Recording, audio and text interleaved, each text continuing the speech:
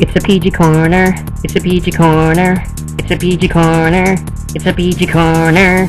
What's up, guys? Welcome back to another episode of the PG Corner, where we talk about why the PG era of pro wrestling is way better than any era of pro wrestling combined. Alright, so let's begin. The top 10 reasons why CM Punk is way better than The Rock. Number 1. CM Punk is a better heel. That's right, he's a better heel character. A villain, a bad guy, he just pulls it off way more convincingly. He is, because of his charisma and because of his natural talent, he can convince you to totally hate him and totally be anti-Punk, while at the same time really respecting him. Like, people like him when he's a heel. It doesn't really matter. I mean, he could be a face or a heel, but because he's so good at playing that role, you can't help but like him. On the other hand, you take a look at The Rock as a heel, and everybody just, it's not convincing. You know, you see The Rock, you know, he's just playing a role. He's, you know, trying to be a movie character, and he's just not a very good heel compared to CM Punk. Punk is just more villainous. He looks more like a villain, and he just fits that role really well. When it comes to The Rock, it just feels forced, just feels lame, very corny. Alright, number 2. CM Punk is a natural leader. That's right. Have you seen him lead these factions?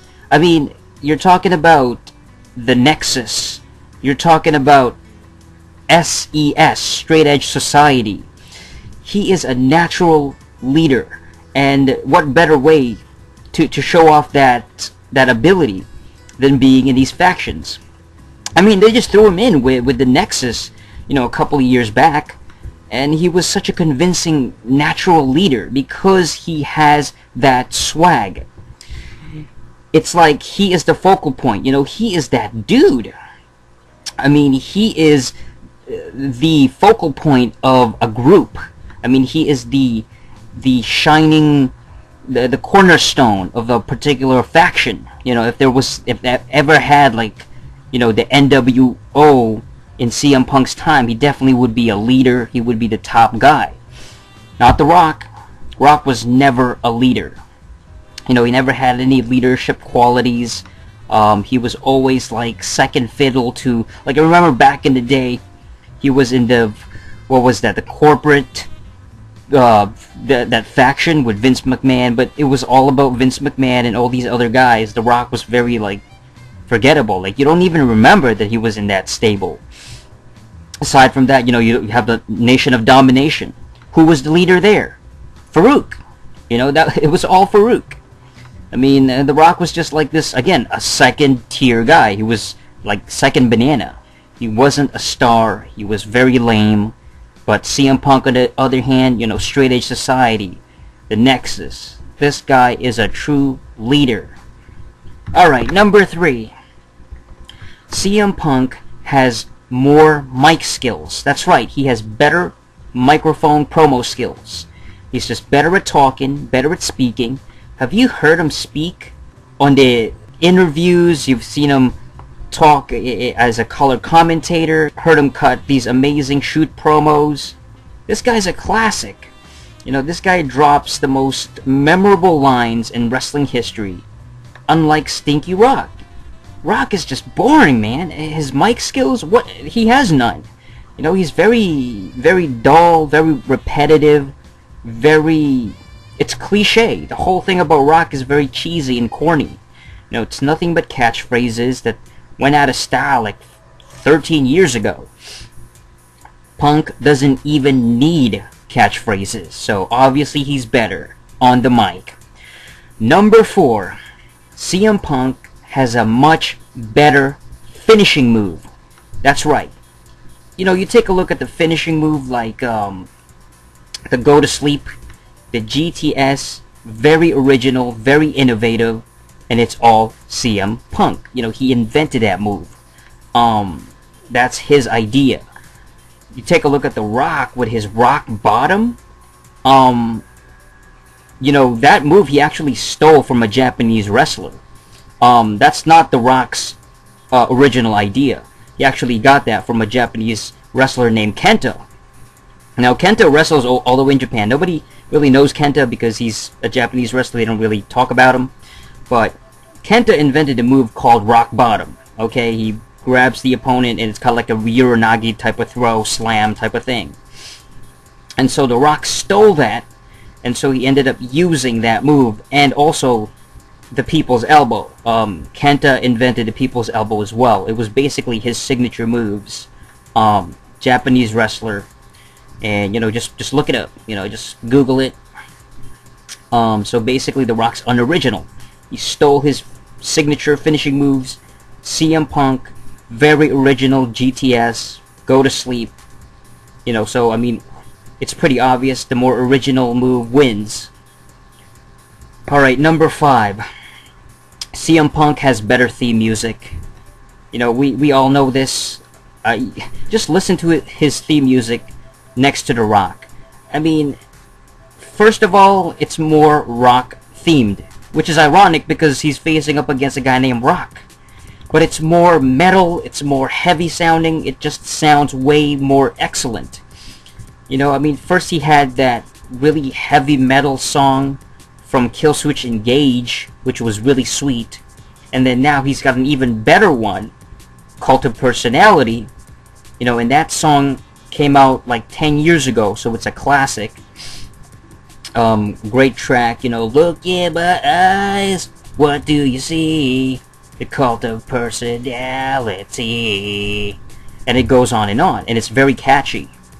Unlike Crappy Rock's theme music, it always changes too. His music is always changing because it's so crappy that they have to keep changing it and keep switching it around, you know, just so that fans don't get bored. First it used to be like, do you smell what The Rock is cooking? Do do do, and then it went to if you smell, and then they went to that helicopter theme one, and it just it keeps switching. You know, it's not consistent. So CM Punk, way better theme song. Number 6. CM Punk has more fans around the world. This one is pretty clear. You know, you ask wrestling fans today, you know, who do you like better, CM Punk or The Rock? They don't even know who The Rock is. They don't even know this guy. You know, people know about CM Punk more. He has a bigger fan base. He has a bigger following. I mean, take a look at his Facebook status. I mean, CM Punk has way more fans following him than The Rock. Rock is so irrelevant that if you ask like the 5-year-old, 7-year-old wrestling fan, they don't even know who he is. So, of course, CM Punk is a lot more popular. Alright, number 7. CM Punk sold more t-shirts. That's right. He sold more merch. Take a look at the wrestling crowd. Go to any live show, live event. Everybody has a CM Punk t-shirt. You know, they have their best in the world shirt, and everybody's got them. Nobody has Rock shirts. Ain't nobody. I don't see nobody with Rock t-shirts. Do you? I don't. See? There you go. More proof that he's got a bigger following. CM Punk has a wider following. He sells more, which is better for the company. The more you sell, the more profitable you are, the better you are as a wrestler. Because that means you generate more income for the company to keep going. Rock is not a draw. He doesn't sell any shirts. Alright, number 8. CM Punk has dated more divas than Rock can ever do. I mean, Maria Kanellis, Beth Phoenix, Daphne. It just goes on and on. He's pulled in so much female wrestling dates than freaking Rock. Who has The Rock dated? I can't even tell you. What, he made out with Trish Stratus once? Big deal. Who hasn't made out with Trish Stratus? Seriously, everybody has kissed Trish Stratus. That's like saying you woke up in the morning and then you went to the bathroom. Everybody's done that. Alright, number 9. CM Punk has more tattoos. That's right. He's got way more tats. It just makes him look cooler. You know, it makes him look more bad-ass. It makes him way more rebellious. You know, he's got way more tattoos. He got the chest tattoos. He's got the arm tattoos. You know, and also, he works in a tattoo shop. He's got like his own tattoo shop or something. So this guy is all about the culture. You know, he's an actual member of the tattoo community. You have The Rock. Rock has barely any tattoos. He's got that stupid Brahma Bull thing on his right arm, which is like from like 1992. It's so old. And then he's got that Samoan design thing on his left arm, which doesn't even make any sense because it's just a weird looking pattern, you know. Plus, tribal tattoos are so outdated. You know, it's way past this. Nobody has tribal tattoos anymore. I mean, what is this, 2001? So Punk has better tattoos. There you go. And finally, last but not least, number 10. CM Punk has more hair. This guy has a head full of hair, dude. This guy has an actual mop on his head. He's actually can actually grab his hair, slick it back.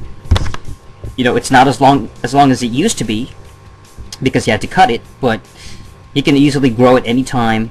On the other hand, you got Bald Rock. Rock is, what is this, 8-ball versus you know, good-looking guy with long hair? You know, Rock's bald head is so shiny that I bet he could probably see his own reflection. It's so... Oh, man. I mean, this guy is so old, he has no follicles left. It's crazy. And that's so sad. I mean, this guy looks more like Bruce Willis. You know, and I'm not talking about, like, Bruce Willis in his prime, not die-hard Bruce Willis. We're talking Bruce Willis 90s to present. You know, how sad. But yeah, you know, Punk has more hair. Head full of hair. It's great, man. He looks way cooler. Everybody knows that people with hair is just better. You know, that's pretty much facts right there. Alright, so that's it for this episode of the PG Corner and why the PG era of pro wrestling is the best. So until next time, PG era rules, attitude rules. Oh yeah!